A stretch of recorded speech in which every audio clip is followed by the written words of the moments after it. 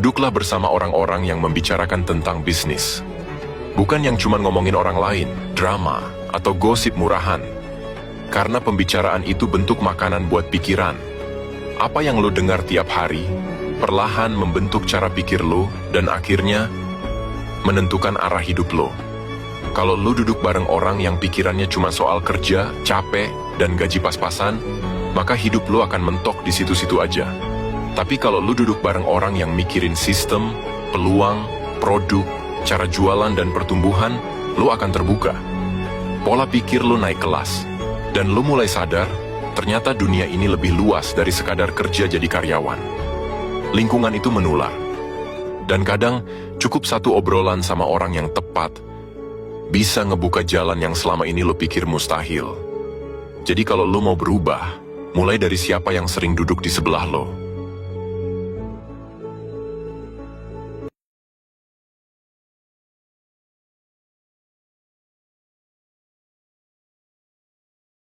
Alhamdulillah, begitu lama kita nanti perdana ini hari jumpa kepada temannya Pak Wiryu dari Spis-Pis. Pak! Temannya Pak Wiryu dari Spis-Pis. Karena ini beliau ada proyek di Dumai, temannya mempunyai 1250 hektar. Ini kita bicarakan ketemu titik temu di Lubuk Pakam, stokis Pak Ayub. Beliau ini dari Tanjung Morawa. Ya, seperti itu. Mudahan berkah, melimpah, berkesan, dan bermanfaat. Salam Pak Wiryu. Yuk. Luar biasa. Bapak yang ganteng. Alhamdulillah Pak. Ini Bapak ini ya. Oke. Siapa nama Pak?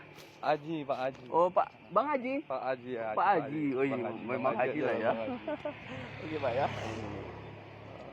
Ini dah apa Pak Ayub. Oh ya. Nah, ini yang kelasnya. apa? Iya, stokis beliau nih. Iya Pak, mari Pak. Iya Pak. Salam. Silakan.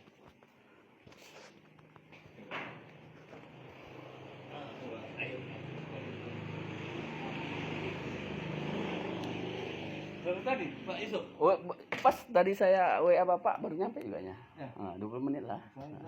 Oh, Bapak dari jalan sana. Oh, dari Tangsi ya? Tangsi. Iya, siap, mantap. Ini dari Aceh. Receh. Bapak ini dari Aceh karena Baru beliau nyampe juga? baru nyampe. Ya, tadi pagi. Bapak dari mana? Saya ikut aja sini, Tanjung. Simpang Tanjung. Bandara. Simpang Bandara. Bandara Kuala Namu. Biasa.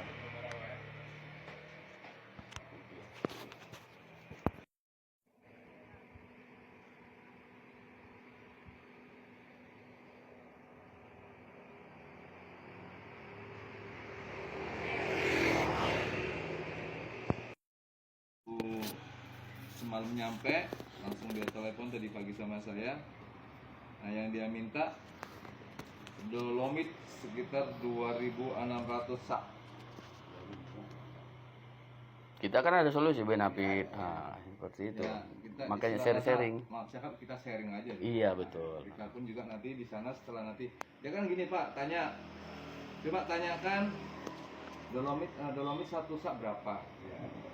Jadi nanti kita kasih harga, begitu kita kasih harga baru nanti kan. Lagi halal. Di rumah stokis Pak Haji Ayub Matondang. Ini dari Aceh.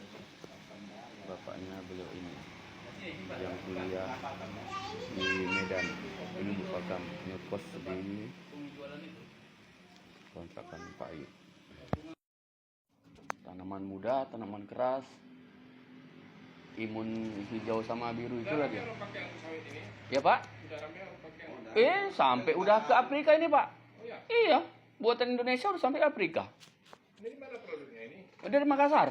Nah, kantor kita di mana-mana, Palembang, Padang, Pekanbaru. Kantor kita pusat Medan ini Gatot Subroto. Makanya perwakilan stokis ini ya Pak Ayub di sini. Seperti itulah. Penting Pak. Kan Bapak kalau datang ada bis apa namanya aset. Tapi aset itu jangan pula tanah yang kosong, harusnya tanah yang berproduksi lah. Misalnya ada sawit, ada sawah, itu masih bisa. Hanya tanah saja, rumah gitu kan. Nah, Itu asetnya dia. iya. Pasif ya, pasif Merugikan susah ya. Makanya itulah saya berpikir, makanya 6 tahun itu saya berpikir buat rumah kos, itu usaha bisnis ini. Ya udah usaha orang rumah ya semua udah awal cari-cari tambahan di luar aja gitu. Itu kadang-kadang orang terlena, apalagi dia udah pejabat kan banyak uang pancing, uang apanya kan. Memang banyak kita lihat. Bener. Terlena dengan jabatan. Begitu pensiun bodoh. Nah. Banyak yang sakit. Canggung bisnisnya kan. Iya. Maka Maka saya Pak, Nggak dihargai lagi. iya, makanya selagi bejabat mainlah bisnisnya kan. Masih ada rekan saya kukunya. Orang PTP 2 Pak, orang kantor itu semua. Bedasi masuk bedasi, embel-embel gini kan masuk, pakai tas ini aja masuk. Nanti kalau mau meeting itu kan, di mana kita? Dia minta di kantinnya kan ada Pak kantin. Saya langsung aja bilang, oke, kalian mau minta di kantin. Siapa yang servis? Iya. Kita langsung aja Pak saya. Betul. Siapa yang servis? Tengok-tengok dia. Sampai saya bilang gini Pak. Kalian Iya. berdasi necis, saya kayak gini. Setiap masuk ke kantin saya yang bandari. Malulah kalian seharusnya. Iya. Saya masukkan produk. Produk itu pun belum tentu kalian terima. Kenapa selalu kok begini saya bilang? Jadi untuk apa dasi kalian itu? Seharusnya banyak duit, diem dia Pak. Saya tembak aja. Iya, betul.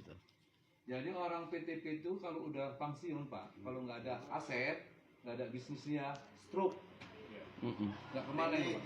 Manajer, Manajer. 2 juta lebih aja Pak. Iya betul. Biasanya dia ngambil Betul Pak Iso. Iya. Makanya saya takut saya seperti itu. Iya, betul. Saya di perusahaan lebih kurang 40 tahun. Saya di samping di perusahaan itu saya main itulah multi level asuransi. Sekarang kan asuransi di Pakem ini tutup ini kan? Tutup ya? Tutup. Itulah. Bumi Putra itu kan? Bumi ya, sudah tutup. Tutup. Itulah saya begitu saya keluar nggak lama tutup itu. Saya kalau dapat apa itu istilahnya konsumen Pak besar ya. Mama kan kita join dulu lah Pak ya. Ada 4 orang. Iya. Orang itu prospek mental. Nanti Bapak bilang sama Bapak itu kan, coba prospek itu, nanti hasilnya gini aja. Hasil harian itu spontanitas untuk Bapak, hasil bulanan kutipan saya kan Iya. gitu kan. Mental. Ya alhamdulillah saya masuk.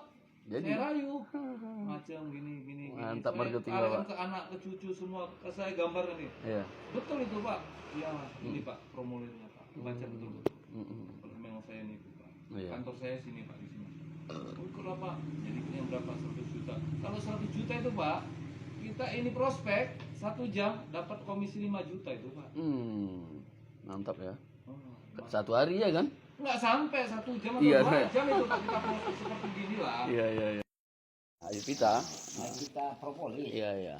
ngaku owner, rumahnya Bentana Garapan. Mulutmu menentukan nasibmu. Ya, biar gua kasih tahu kenapa lu masih tetap miskin. Jawabannya bukan di pekerjaanmu, bukan di keluargamu, bukan di lingkunganmu, tapi di mulutmu sendiri. Karena apa yang kamu ucapkan setiap hari, seringkali justru jadi nasib yang kamu bangun sendiri. Karena hal nomor 1 dan yang paling penting yang bikin orang tetap miskin adalah cara mereka berbicara tentang dirinya sendiri. Ya, setiap hari mereka bilang, aduh nasib jadi orang miskin. Apa daya, gue orang kecil. Setan aja takut sama gue. Karena gue miskin. Masalahnya, ini bukan cuma sekedar bercanda. Karena setiap kata yang keluar dari mulutmu, itu bukan cuma suara.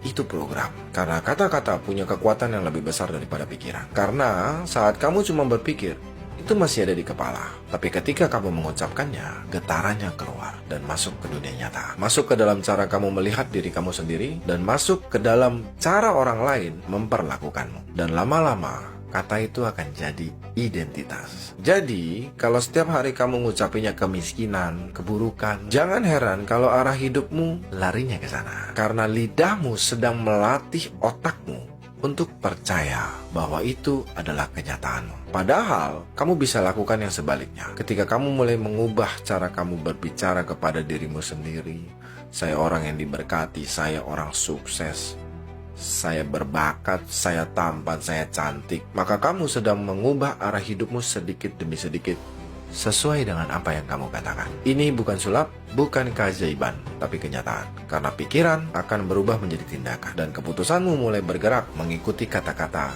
yang kamu yakini. Jadi, mulai sekarang, hati-hati dengan apa yang kamu ucapkan setiap harinya. Karena kadang yang mengunci hidupmu itu bukan keadaan, tapi dari kalimat yang kamu ucapkan setiap harinya. See you there.